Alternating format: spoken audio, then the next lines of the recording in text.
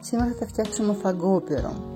Φαγκόπυρο είναι πολύ καλό, δεν είναι σιτάρι, συγγνώμη. Είναι σπόρους ένα λουλουδιού. Γι' αυτό δεν έχει γλουτένη καθόλου, της προσέχει διατροφή,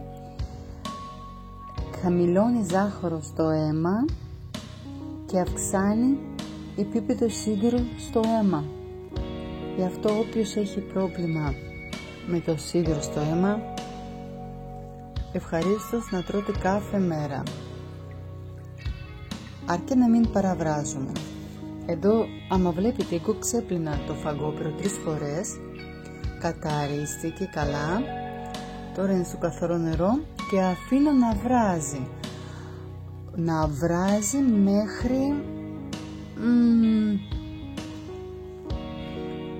εγώ αφήνω 7 λεπτά, μετά σταματάω και το αφήνω να ρουφήξει όλα τα υγρά του.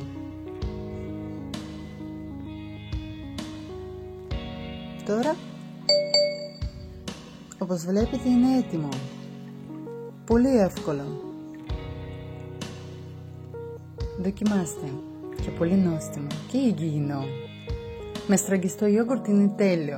Κάποιοι αγαπάνε με το σάλτσα πέστο ή σάλτσα της ντομάτας ή με το κρέας. Όπως θέλετε εσείς. Εγώ με στραγγιστό γιόγουρτ. Αυτά για σήμερα. Πολλά φιλιά. Και από εσάς, μια καρδούλα θα ήθελα. Πατήστε. Φιλάκια.